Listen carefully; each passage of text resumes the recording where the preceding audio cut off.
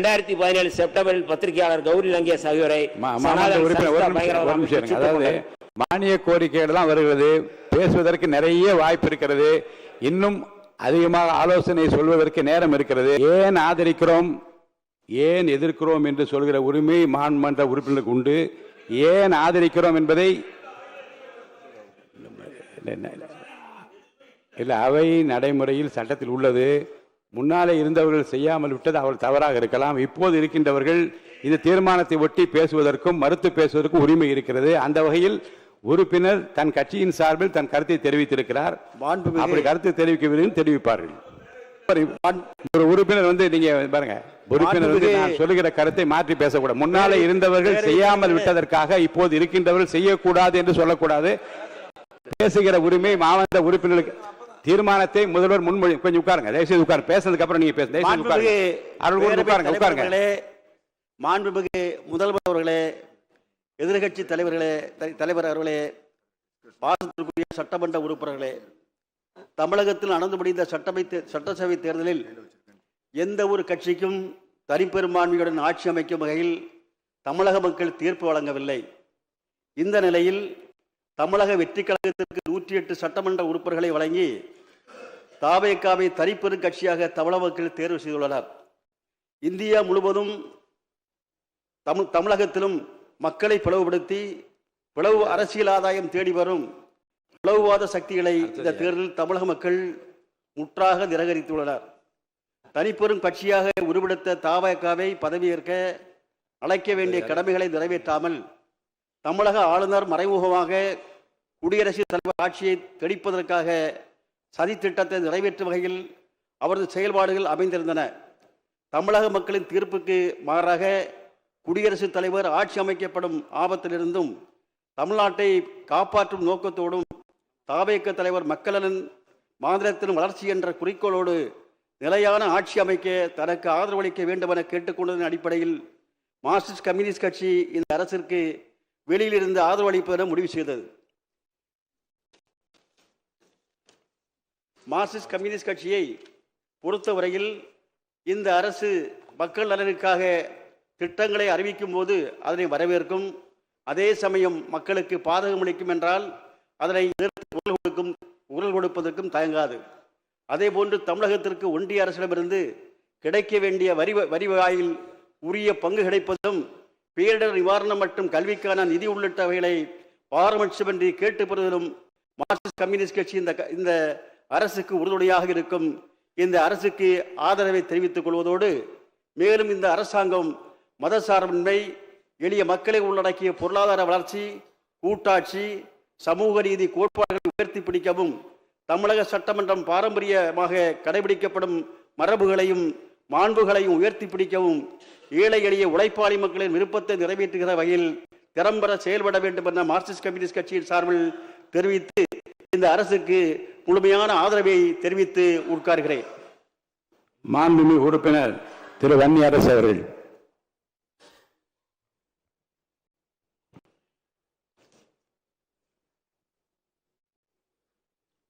மாண்புமிகு பேரவைத் தலைவர் அவர்களுக்கும் மாண்புமிகு முதல்வர் அவர்களுக்கும் என்னுடைய வணக்கங்களை தெரிவித்துக் கொள்கிறேன். மக்களின் உணர்வுகளை எதிரொலிக்கும் எதிர்க்கட்சி தலைவர் அவர்களுக்கும் என்னுடைய வணக்கங்களை தெரிவித்துக் கொள்கின்றேன். நம்பிக்கை கோரும் இந்த தீர்மானத்தின் மீது பேசுவதற்கு எனக்கு வாய்ப்பளித்தமைக்காக முதலில் எமது நன்றியை தெரிவித்துக் கொள்கின்றேன். இந்த அவையிலே பங்கெடுத்திருக்கின்ற அத்தனை சட்டமன்ற உறுப்பினர்கள், அமைச்சர் பெருமக்கள் அத்தனை பேருக்கும் என்னுடைய வணக்கங்களை தெரிவித்துக் கொள்கிறேன். இதுவரை மக்கள் மன்றத்தில் போராடி வந்த என்னை சட்டமன்றத்தில் களமாட வாய்ப்பளித்த எமது தலைவர் எழுச்சி தமிழர் தொல்காப்பியன் திருமாவளவன் அவர்களுக்கு இந்த அவையில் நன்றியை தெரிவித்துக் கொள்கிறேன். எம்மை நம்பி வாக்களித்து வெற்றி பெற வைத்த திண்டிவனம் தொகுதி மக்களுக்கும் கூட்டணி கட்சியைச் சேர்ந்த தலைவர்களுக்கும் கூட்டணி கட்சியினுடைய தோழர்களுக்கும் எமது நன்றியை தெரிவித்துக் கொள்கிறேன். விடுதலை சிறுத்தைகள் கட்சி உள்ளிட்ட மதச்சார்பற்ற கட்சிகளின் ஆதரவோடு பொறுப்பேற்றிருக்கும் இந்த அரசு நம்பிக்கை வாக்கெடுப்பில் வெற்றி பெற்று 5 ஆண்டுகளுக்கு நீடிக்கும் என்று நான் உறுதியாக நம்புகிறேன். அதற்காக முன்கூட்டியே விடுதலை சிறுத்தைகளின் சார்பில் எமது நன்றியை தெரிவித்துக் கொள்கின்றேன், வாழ்த்துக்களை தெரிவித்துக் கொள்கின்றேன். விடுதலை சிறுத்தைகள் கட்சியும் இடதுசாரி கட்சிகளும் காங்கிரஸ், இந்திய யூனியன் முஸ்லீம் லீக் ஆகிய கட்சிகளும் திமுக தலைமையிலான மதச்சார்பற்ற முற்போக்கு கூட்டணியில் இடம்பெற்று தேர்தலை சந்தித்தோம். ஆனால் இந்த தேர்தலில் தவேகாவுக்கு தமிழக வெற்றி கழகத்திற்கு பெரும்பான்மை கிடைத்து ஆட்சி அமைத்துள்ளது. பாஜகவின் மறைமுக செயல் திட்டமான ஆளுநர் ஆட்சியை கொண்டு வருவதற்கான முயற்சியை தடுக்கும் வகையில் விடுதலை சிறுத்தைகள் தமிழக வெற்றி கழகத்திற்கு ஆதரவு தெரிவித்துக் கொள்கின்றோம். மாண்புமிகு முதலமைச்சர் அவர்கள் பொறுப்பேற்பதற்கு விடுதலை சிறுத்தைகள் கட்சியின் ஆதரவு முக்கியமானதாக இருந்தது என்பதை இந்த நாட்டு மக்கள் அறிவார்கள். எமது ஆதரவை பெற்ற இந்த அரசு மக்கள் நல திட்டங்களை நிறைவேற்றி மாநில உரிமைகளை காத்து மிகச் சிறந்த அரசு என்ற பெயரை பெற்று சிறப்பிக்க வேண்டும் என்று விடுதலை சிறுத்தைகளின் சார்பில் நாங்கள் வாழ்த்துகின்றோம். இந்த அரசு ஆதரிப்பவர்கள், எதிர்ப்பவர்கள் என அனைவருக்குமான அரசாக இருக்கும் என்பதை நம்முடைய முதல்வர் அவர்கள் தனது நடவடிக்கைகள் மூலம் உணர்த்தியிருக்கிறார்கள். முதலமைச்சராக பதவியேற்றதற்கு பிறகு எதிர்க்கட்சி தலைவர்கள் அனைவரையும் வீடு தேடி சென்று அவர்களது வாழ்த்துக்களை பெற்றது தமிழ்நாட்டுக்கு மட்டுமின்றி இந்தியாவுக்கு நல்ல முன்னுதாரணத்தை ஏற்படுத்தியிருக்கின்றது. முதல்வருக்கு விடுதலை சிறுத்தைகளின் சார்பில் எனது பாராட்டுகளையும் தெரிவித்துக் கொள்கிறோம். எமது தலைவர் எழுச்சி தமிழர் தொல்காப்பியன் திருமாவளவன் அவர்களை நேரில் சந்தித்து வாழ்த்து பெற்றமைக்கு விடுதலை சிறுத்தைகளின் சார்பில் நன்றியை தெரிவித்துக் கொள்கின்றோம். விடுதலை சிறுத்தைகள் கட்சி இந்த அரசுக்கு நிபந்தனையற்ற ஆதரவை கொடுத்திருக்கிறது. ஆனால் இந்த அரசு சில நடவடிக்கைகளை எடுக்க வேண்டும் என எதிர்பார்க்கிறோம். தொகுதி மறுசீரமைப்பின் மூலமாக தமிழ்நாட்டின் நாடாளுமன்ற தொகுதிகளின் எண்ணிக்கையை குறைப்பதற்கு ஒன்றிய அரசு முயற்சித்த போது அதை ஏனைய எதிர்க்கட்சிகளின் துணையோடு அன்றைய முதலமைச்சர் தளபதி மு.க. ஸ்டாலின் அவர்கள் தலைமையில் மதச்சார்பற்ற முற்போக்கு கூட்டணியின் தலைவர்கள் அத்தனை பேரும் அதை முறியடித்தோம். அதன் தொடர்ச்சியாக இந்த அரசும் மாநில உரிமைகளை பாதுகாப்பதில் எந்த சமரசமும் இல்லாமல் உறுதியோடு இருக்க வேண்டும் என்று விடுதலை சிறுத்தைகளின் சார்பில் கேட்டுக்கொள்கிறோம். கடந்த திமுக ஆட்சியின் போது ஒன்றிய அரசுக்கும் மாநில அரசுகளுக்கும் இடையிலான உறவு குறித்து ஆராய்வதற்கு 2025ஆம் ஆண்டு ஏப்ரல் மாதம் நீதிபதி குரியன் ஜோசப் தலைமையில் ஆணையம் அமைக்கப்பட்டது. அந்த ஆணையத்தின் இடைக்கால அறிக்கையை இந்த ஆண்டு பிப்ரவரி மாதம் தாக்கல் செய்யப்பட்டுள்ளது. அந்த ஆணையம் தொடர்ந்து தனது பணிகளை செய்து முழுமையான அறிக்கையை அளிப்பதற்கு இந்த அரசு உதவ வேண்டும் என்று விடுதலை சிறுத்தைகளின் சார்பில் கேட்டுக்கொள்கிறோம். சில ஆண்டுகளுக்கு முன்பு வரை வட இந்திய மாநிலங்களில் நிகழ்ந்து வந்த ஆணவ படுகொலைகள் தமிழ்நாட்டிலும் இப்பொழுது தலைதூக்கியுள்ளன. அதை தடுத்து நிறுத்துவதற்கு சிறப்பு சட்டம் ஒன்றை இயற்ற வேண்டும் என்று வலியுறுத்தி விடுதலை சிறுத்தைகள் கட்சியும் இடதுசாரி கட்சிகளும் பல போராட்டங்களை முன்னெடுத்தோம். அதன் அடிப்படையில் கடந்த திராவிட முன்னேற்ற அரசு முன்னாள் முதல்வர் மரியாதைக்குரிய மு.க. ஸ்டாலின் அவர்கள் ஓய்வு பெற்ற நீதிபதி K.N. பாட்ஷா தலைமையில் ஆணையம் ஒன்றை அமைத்தார். அதன் அறிக்கையை பெற்று அதன் அடிப்படையில் ஆணவ கொலைகளை தடுத்து நிறுத்துவதற்கான ஒரு சிறப்பு சட்டத்தை இயற்ற வேண்டும் என்று விடுதலை சிறுத்தைகளின் சார்பில் நாங்கள் கேட்டுக்கொள்கிறோம். அரசு ஊழியர்களாக பணியாற்றி வரும் SC/ST ஊழியர்களின் பதவி உயர்வுக்கு 200 பாயிண்ட் ரோஸ்டர் முறை இருந்து வந்தது. அதை உச்சநீதிமன்றம் ரத்து செய்துவிட்ட நிலையில் அவர்களது பதவி உயர்வு பாதிக்கப்பட்டது. அதை சீர் செய்வதற்காக இந்தியாவின் பல்வேறு மாநிலங்களில் இருப்பதை போல அரசமைப்பு சட்டத்தின் உறுப்பு 16(4)A வழங்கும் அதிகாரத்தை பயன்படுத்தி சட்டம் ஒன்றை இயற்ற வேண்டும் என்று விடுதலை சிறுத்தைகளின் சார்பில் வலியுறுத்துகின்றோம். அதன் அடிப்படையில் கடந்த அரசு அதை பரிசீலிப்பதற்கு ஓய்வு பெற்ற நீதிபதி G.M. அக்பர் அலி தலைமையில் ஆணையம் ஒன்றை அமைத்துள்ளது. அதன் அறிக்கையை பெற்று அந்த சட்டத்தையும் இயற்ற வேண்டும் என்று நாங்கள் வலியுறுத்துகின்றோம். இந்த அரசு பொறுப்பேற்றதும் உடனடியாக எதிர்கொண்டிருக்கும் முக்கியமான சிக்கல் தமிழ்நாட்டு மீனவர்களுடைய சிக்கல். புதிய ஆட்சி அமைந்தால் இலங்கை கடற்படையின் தாக்குதலில் இருந்து தாம் பாதுகாக்கப்படுவோம் என்று நம்பி வாக்களித்திருக்கிறார்கள். நேற்று இலங்கை கடற்படையினரால் நமது மீனவர்கள் 40 பேர் கைது செய்யப்பட்டு அவர்களது படகுகளும் இலங்கை கடற்படையால் பறிமுதல் செய்யப்பட்டிருக்கிறது.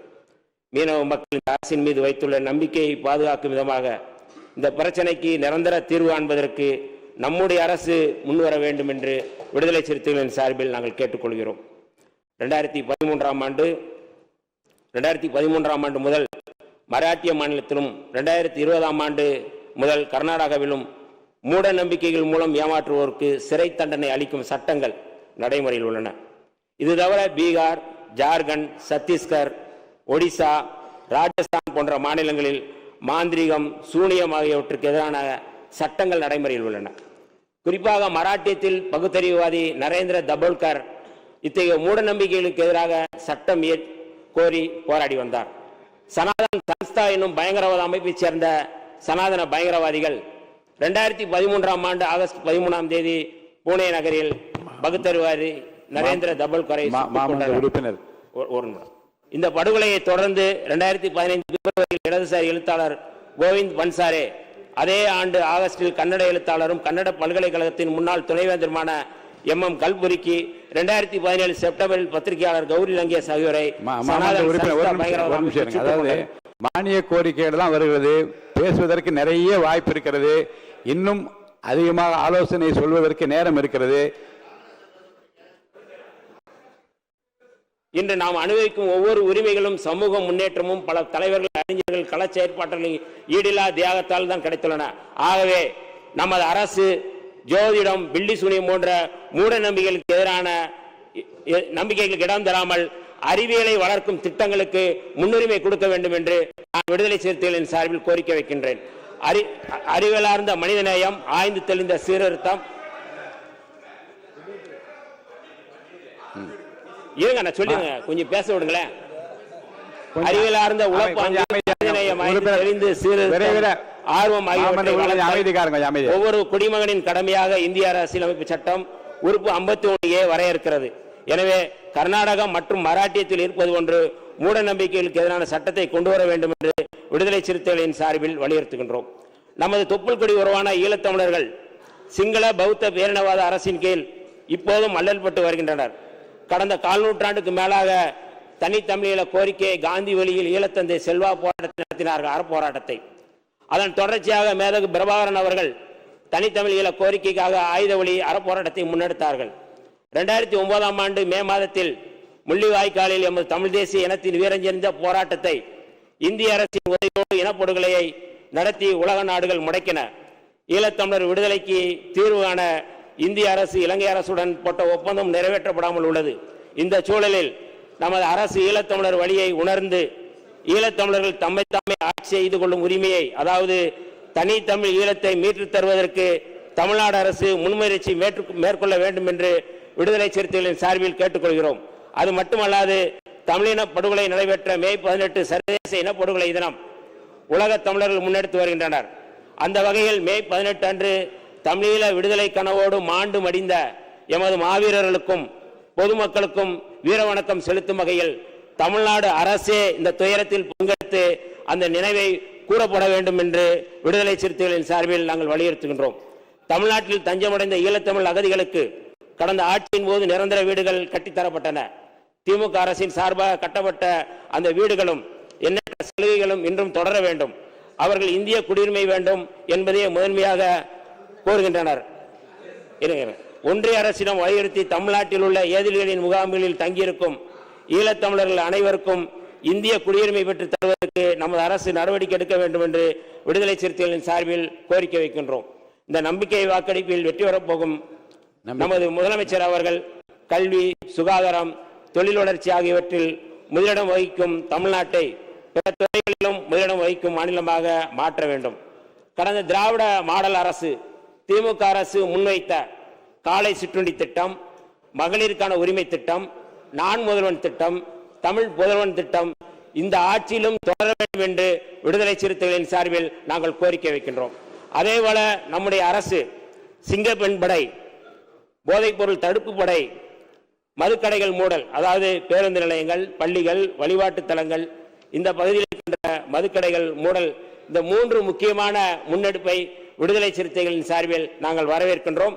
2 யூனிட் மின்சாரம் 5 ஆண்டுகளும் தொடர வேண்டும் என்றும் விடுதலை சிறுத்தைகளின் சார்பில் நாங்கள் கோரிக்கை வைக்கின்றோம். 1946ஆம் ஆண்டு டிசம்பர் 17ஆம் தேதி அரசமைப்பு சட்ட அவையில் புரட்சியாளர் அம்பேத்கர் தனது முதல் உரையை இந்த வரிகளோடு முடித்திருப்பார். இந்த அவையை நமக்கு அளிக்கப்பட்டுள்ள இறையாண்மை மிக்க அதிகாரத்தை அறிவார்ந்த முறையில் பயன்படுத்தும் என்பதை நாம் நமது நடத்தையின் மூலம் நிரூபிப்போம். அதன் மூலமாக நாட்டின் அனைத்து தரப்பினரையும் நம்மோடு அழைத்து செல்ல முடியும். ஒற்றுமை எட்டுவதற்கு இதை தவிர வேற வழி இல்லை. நன்றி, வணக்கம். தமிழ் வாழ்க, ஈழம் வெல்க, தந்தை பெரியார் வாழ்க, புரட்சியாளர் அம்பேத்கர் வாழ்க.